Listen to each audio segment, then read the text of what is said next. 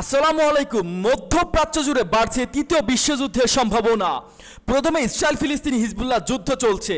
জানিয়ে দিব আমাদের হাতে থাকা সর্বশেষ গুরুত্বপূর্ণ আন্তর্জাতিক সংবাদ। শুরুতেই ভয়াবহ এক সুখবর, আলহামদুলিল্লাহ, শুকুর আলহামদুলিল্লাহ।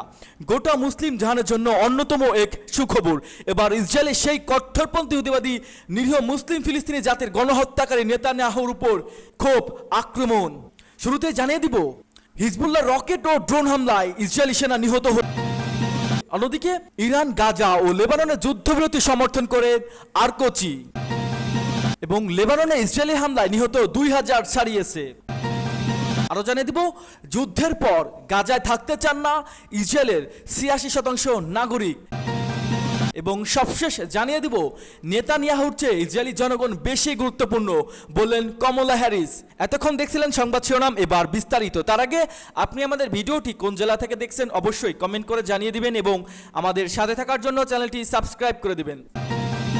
হিজবুল্লাহর রকেট ও ড্রোন হামলায় ইসরায়েলি সেনা নিহত। ইসরায়েলের সেনাবাহিনী আইডিএফ ঘোষণা করেছে রোববার লেবানন সীমান্তে লড়াইয়ের সময় তাদের এক রিজার্ভ সেনা নিহত হয়েছেন। নিহত সেনার নাম মাস্টার সার্জেন্ট আর্টা আজুয়েল।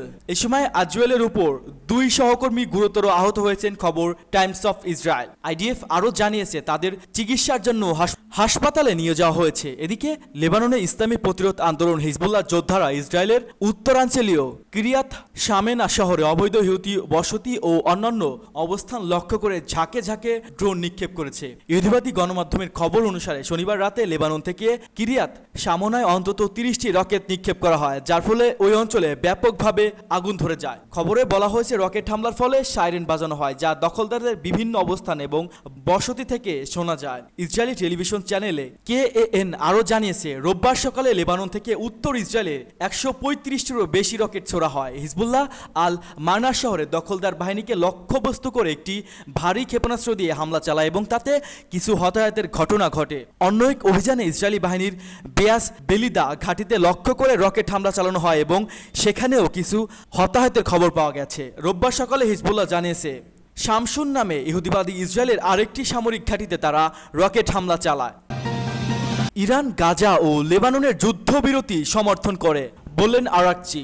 ইরানের পররাষ্ট্রমন্ত্রী সাইদ আব্বাস আরাকচি দামেস্কে বলেছেন ইরান গাজা ও লেবাননে যুদ্ধবিরতি সমর্থন করেন। তিনি আরও বলেন ইসরায়েলকে সতর্ক করে দেওয়া হয়েছে যে ইরানের যে কোনো আক্রমণের জবাব আনুপাতিকভাবে এবং আয়োজনের বৃহত্তম শক্তি দিয়ে দেবে। সংবাদ মাধ্যম AFPর 5 আগস্ট জানায় সিরিয়ায় একদিনে সফর শেষ করে এক সংবাদ সম্মেলনে আরাকচি ইসরায়েলের বিরুদ্ধে প্রতিরোধের পাশে দাঁড়াতে ইরানের প্রতিশ্রুতি পূর্ণ ব্যক্ত করে উল্লেখ করে বলেন তার দেশে লেবাননের বাস্তুতত্ত্ব শরণার্থীদের সমর্থনে সিরিয়ার সঙ্গে তার সহায়তা ও সমন্বয় অব্যাহত রাখবে। আরাকচি বলেন আমাদের এজেন্ডায় 2টি জরুরি বিষয় রয়েছে, লেবাননের শরণার্থী চাহিদা পূরণ করা এবং গাজা ও লেবাননের যুদ্ধবিরতি নিশ্চিত করা। তিনি আরও উল্লেখ করেন ইরান এরই মধ্যে সিরিয়া লেবাননের শরণার্থীদের সহায়তায় মানবিক সহায়তা পাঠিয়েছেন এবং শীঘ্রই আরও সাহায্য পাঠানো বলে আশা করা হচ্ছে। ইরানের উপর ইসরায়েলি হামলার সম্ভাব্য সম্পর্কে আরাকচি সতর্ক দিয়ে বলেছেন যে কোনো ইসরায়েলি হামলার প্রতি আমাদের জবাব হবে আনুপাতিক এবং প্রয়োজনে আরও শক্তিশালী। আমরা অতীতে এটি প্রমাণ করেছি এবং তাদের আবারও আমাদের সংকল্প পরীক্ষা করতে স্বাগত জানাই। আরাকচি আরও বলেন যুদ্ধবিরতির জন্য আঞ্চলিক এবং আন্তর্জাতিক উদ্যোগগুলোর বর্তমানে আলোচনাধীন, তবে নির্দিষ্ট বিবরণ প্রদান করা থেকে বিরত রয়েছে। তিনি জোর দেন যে কোনো যুদ্ধবিরতি শর্ত অবশ্যই ফিলিস্তিনি ও লেবানিজ উভয়ের কাছে গ্রহণযোগ্য হবে। সিরিয়ার সঙ্গে ইরানের সম্পর্কে ব্যাপার জিজ্ঞাসা করা হলে আরাকচি 2 দেশের মধ্যে দৃঢ়মূল কৌশলগত অংশীদারিত্বের কথা তুলে ধরেন এবং সিরিয়ার প্রতি ইরানের সমর্থন সম্পূর্ণ পরিস্থিতি অব্যাহত থাকবে বলে উল্লেখ করেন। সফরকালে ইরানের পররাষ্ট্রমন্ত্রী সিরিয়ার প্রেসিডেন্ট বাশার আল আসাদ এবং সিরিয়ার প্রধানমন্ত্রী মোহাম্মদ গাজী জালালির সঙ্গে বৈঠক করে এ সময় তার লেবাননের ইসরায়েলি সামরিক হামলা থেকে পালিয়ে আসে লেবাননের পরিবারগুলোকে মানবিক সহায়তা নিশ্চিতে সহযোগিতা করার বিষয়ে আলোচনা করেন। লেবাননে ইসরায়েলের হামলায় নিহত 2000 ছাড়িয়েছে। লেবাননে কয়েক সপ্তাহ ধরে চলা ইসরায়েলি হামলায় নিহতের সংখ্যা 2000 ছাড়িয়েছে। দেশটির স্বাস্থ্য মন্ত্রণালয় এ তথ্য জানিয়েছে, খবর আল জাজিরা। স্বাস্থ্য মন্ত্রণালয় তথ্যমতে ইসরায়েলি হামলা নিহতের মধ্যে 167টি শিশু ও 261 জন নারী রয়েছেন। এর আগে 24 ঘন্টায় দেশটিতে ইসরায়েলি হামলায় অন্তত 37 জন নিহত হয়েছেন। এ ঘটনায় আহত হয়েছেন অন্তত 151 জন। এ সময় 20টির মতো হামলা ঘটনা ঘটেছে, এর মধ্যে 11টি হয়েছে বৈরুতের দক্ষিণ শহরতলিতে।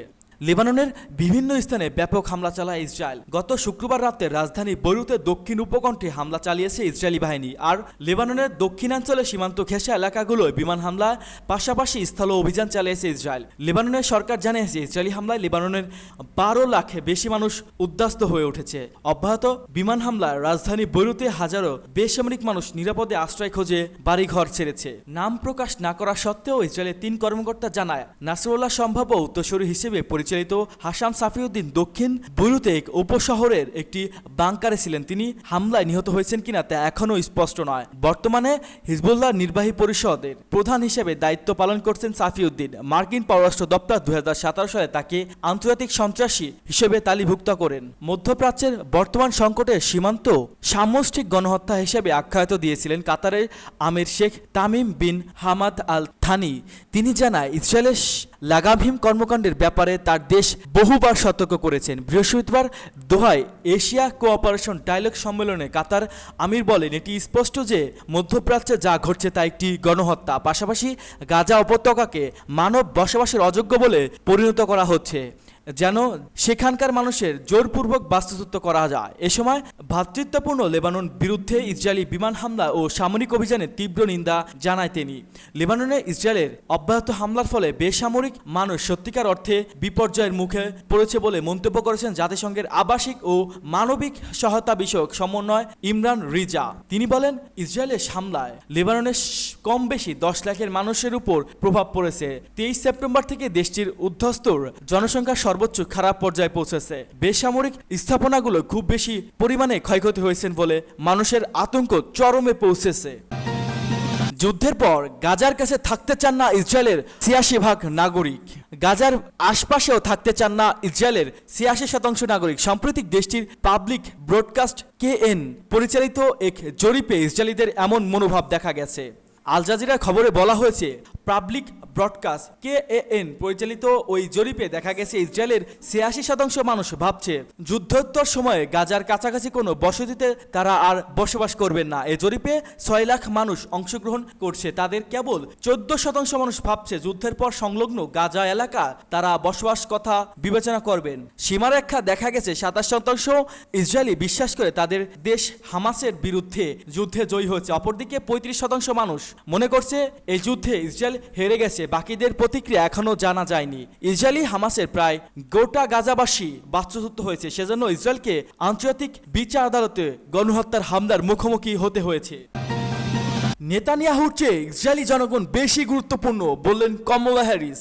মার্কিন ভাইস প্রেসিডেন্ট কমলা হ্যারিস বলছেন, ইসরায়েলের প্রধানমন্ত্রী বেনিয়ামিন নেতানিয়াহুর সঙ্গে ব্যক্তিগত সম্পর্কের চেয়ে মার্কিন ও ইসরায়েলি জনগণের সম্পর্কে গুরুত্ব সবচেয়ে বেশি। মার্কিন গণমাধ্যম বিবিসির 60 মিনিট প্রোগ্রামে সোমবার প্রচারিত এক সাক্ষাৎকারে ডেমোক্রেটিক প্রার্থী হ্যারিস একথা বলেন খবর আনাদোল এজেন্সির। তিনি বলেন, যুদ্ধবিরতির জন্য মার্কিন আহ্বানের বিষয়ে নেতানিয়াহুর সাম্প্রতিক মতবিরোধের উল্লেখ করে তিনি বলেন, ওয়াশিংটন হামাস এবং হিজবুল্লাহর মতো গোষ্ঠীগুলির বিরুদ্ধে আত্মরক্ষার জন্য ইসরায়েলি জনগণের অধিকারকে সমর্থন করে। কমলা জানেন যে নেতানিয়াহু চান তার প্রতিদ্বন্দ্বী সাবেক প্রেসিডেন্ট ডোনাল্ড ট্রাম্প আবারও ক্ষমতায় ফিরে আসুক। হ্যারিস বলেন, মার্কিন যুক্তরাষ্ট্র মানবিক সহায়তা বৃদ্ধি করতে, জিম্মিদের মুক্তি নিশ্চিত করতে এবং যুদ্ধবিরতি পক্ষে কাজ করতে চায়। এজন্য ইসরায়েল এবং অন্য নেতাদের উপর কূটনৈতিক চাপ অব্যাহত থাকবে। নেতানিয়াহু একজন ঘনিষ্ঠ বন্ধু কিনা কমলাকে জিজ্ঞাসা করা হলে হ্যারিস একথা ঘুরিয়ে ফেলেন। কমলা বলেন, ব্যক্তিগত সম্পর্কের চেয়ে উভয় দেশের জনগণের মধ্যে জোট অনেক বেশি গুরুত্বপূর্ণ।